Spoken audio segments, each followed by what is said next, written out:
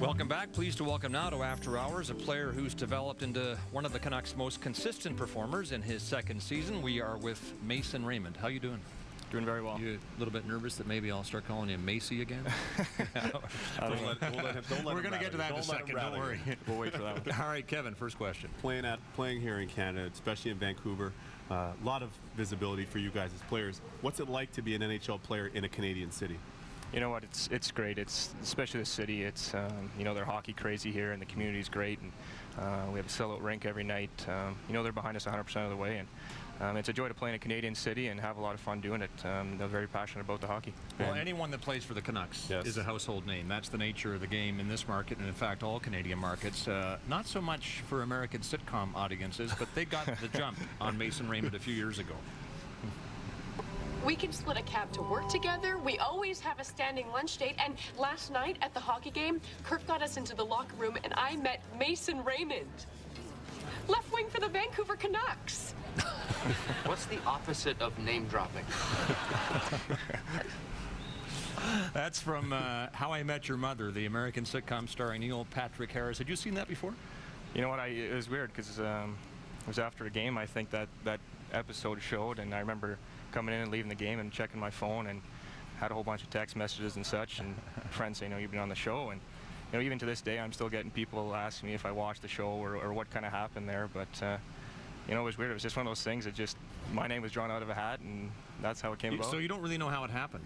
No, I don't. It was just, I got lucky. Well, I got an idea, because I think the actor next to Neil Patrick Harris there is Colby Smulders. She's from Vancouver. She was born here. She's also worn a Roberto Luongo and a Darcy Hordichuk sweater at different times on that show, and she's invoking her love of the Vancouver Canucks. I think that's how it happened. Yeah, I don't know. So, maybe she should have had Darcy or Roberto out there, but glad she picked me. Kevin. Take a lot of ribbing from the guys. Kevin Bieksa was talking about it this morning, and he kind of gave us a little bit of insight. Is he one of the guys in the locker room that kind of gives it to you a little bit? Kevin, yeah, he'll always have his two bits to say, but no, I mean, it was kind of cool. They're dropping your name on a sitcom, and you know, I still try to watch the show every once in a while now and watch actively. Good stuff. Now, Kevin was actually saying that you're one of the quieter guys. I don't get that sense in seeing you here, because I see you're smiling, you're having a good time, but he was saying you're one of the quieter guys in the locker room.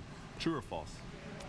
Yeah, I guess if there's something to be said, I don't know. I know I'm not a stand-up guy in the room and going to yell and scream, but no, I mean, I believe you can show a lot of it out on the ice, doing what you can on the ice to lead, and you know, anything I guess something needs to be said, you're out there to do it too. And you're certainly doing it on the ice, that's for sure. Big difference in your stats this year, Mason, in that last year you started, I think, with 10 points in your first 13 games. Then you went into a protracted and extended slump. Doesn't look like that's going to happen this year. You had 2 more points tonight. But did you finish last season thinking, hey, I can be better than that? Yeah, I sure hope it doesn't happen the rest of the season.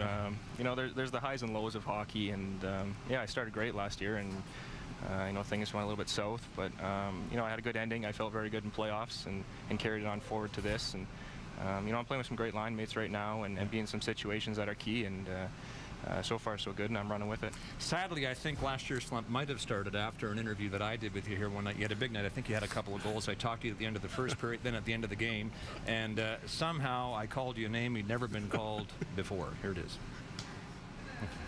At GM Place with Macy Raymond of the Canucks, who scored the only goal of the opening period. Macy, producer here in Vancouver. Thanks, Macy. Thank you. It's Macy Raymond of the Vancouver Canucks. All right, Macy, let's talk about the game. All right, thanks, Macy. Thank you, Kevin. Ron, back to you. Thank you. It's the first time you'd ever been called, Macy. Your parents called. T.C. Carling, the Canucks PR man, brought it to our attention. Your teammates teased you. I guess the question is, why didn't you have the decency to stop me in my tracks and correct me and save me from myself? You know, it's funny. I joked with the boys now. I said, you know, if he calls me again on there, I'm going to call him Scotty or Bob or something along those lines. Hey, just call me that guy. You. That's what people usually refer to me as. Exactly. Kevin Weeks knows how you feel. Yeah, all the time. People call me Steve. I always say I should name my parents should have named me Vyacheslav or something. It might have been easier, but people call me Steve all the time. Last night here in Vancouver at the hotel, a gentleman called me Stevie again, in the name of Steve Weeks, who played before me, and we are a little bit, our complexion's a little different. He's a little lighter than I am, he's a little bit older than I am, and our last names are spelled differently, but people call me that all the time. So I know how you feel. Scott, don't do it again, please. Try to save me from myself, please. We had Ryan Kessler on in our post-game interview. Here's a question he said we should ask you. he's a pretty good dancer after he has That's a good. couple, yeah. You know, I'd imitate him, but I'd let him do the imitating when he's on After Hours. You should ask him to throw out some dance moves.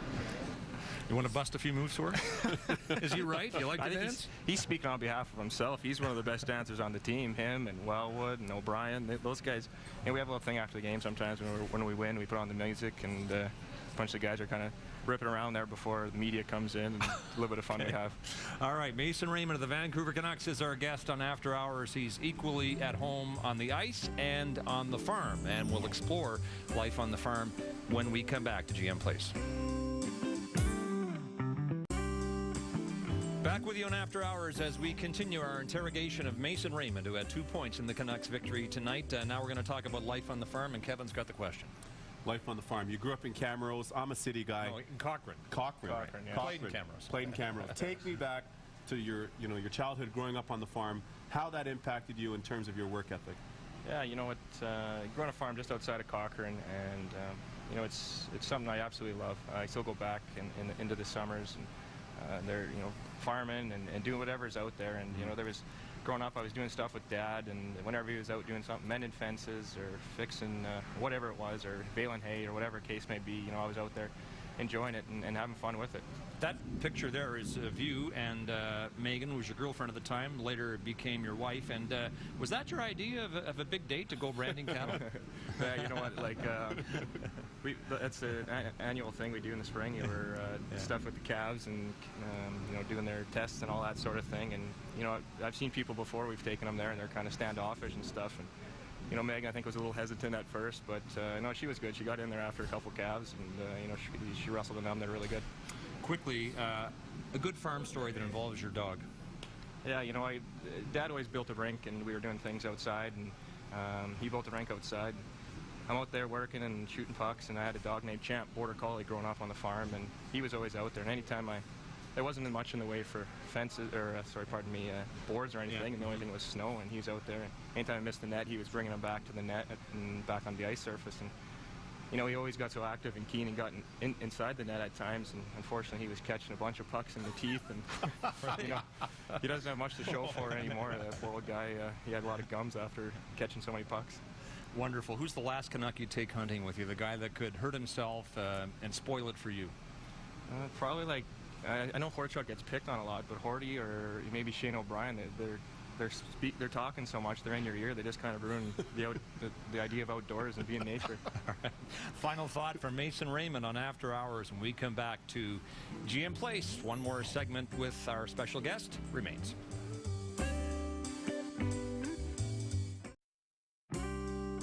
Back with you on After Hours. Sadly, we're short of time. Just enough of it left to have Mason talk about your 2 wonderful years in Camrose. Boris Rabalka recruited you to play there in '03, and as I say, you had 2 great years there. Got the full ride scholarship in Minnesota Duluth. What did playing in Camrose mean to your career? You know, it's funny. I'll even date back 1 year going and playing midget hockey, and you know, the things weren't going so great, and you know, there was a point where I thought, you know, what am I going to do or carry on? But you know, I started playing better and getting some interest from Camrose, and you know, met with Boris and the organization, and got a tryout up there to go play up there, and you know, it was just huge for me. It was first time out of the house, leaving home, and what an experience. It was just a huge pivotal point in my career, not only on the ice, but as well off the ice. He knew you were a salt-of-the-earth guy when he drove down to the family ranch or farm to recruit you, and after he gave you the spiel, you and your father, he walks out and his car's got a flat tire, and apparently you and your father jumped in and fixed it. Yeah. Is that how you remember it? Yeah, I do. I mean, I remember coming out and he had a flat tire, and you know, what are you going to do? But you know, we had the tools there we needed and fixed his tire, and you know, he was on his way. But again, you know, I can't say enough about the organization with Boris and the community. It was, you know, a fantastic time of my life, and you know, I lost to those 2 years and a stepping stone to where I am today. Just in case people don't know, the Camrose Kodiaks are probably the model Tier 2 Junior A franchise in the entire country. Mason, thanks for joining us. Really appreciate your time. Congratulations on a good night and a solid start to the season. Thank you. Mason Raymond of the Vancouver Canucks, our guest on After Hours, back to conclude the proceedings in a moment.